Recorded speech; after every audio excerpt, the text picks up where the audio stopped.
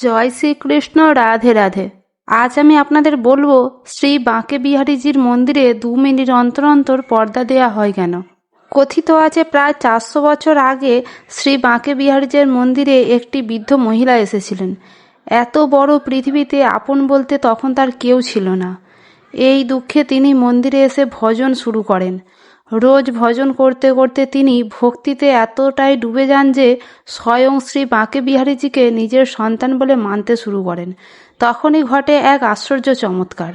পূজারীরা নিজের চোখে দেখেন বাঁকে বিহারীজির মূর্তি মন্দিরের বাইরে এসে মহিলার পিছনে পিছনে এগোতে শুরু করে। এই দৃশ্য দেখে পূজারীরা হতবাক হয়ে যান।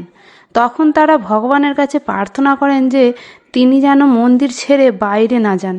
এরপর থেকেই মন্দিরের প্রতি 2 মিনিট অন্তর পর্দা দেয়া হয়, যাতে ভগবান ভক্তের ভক্তিতে লীন হয়ে মন্দিরের বাইরে না চলে যান। এই গল্পটা থেকে যদি আপনাদের মনে শ্রী বাঁকে বিহারীজির জন্য এতটুকু ভক্তির উদয় হয়ে থাকে, তাহলে অবশ্যই লিখুন রাধে রাধে।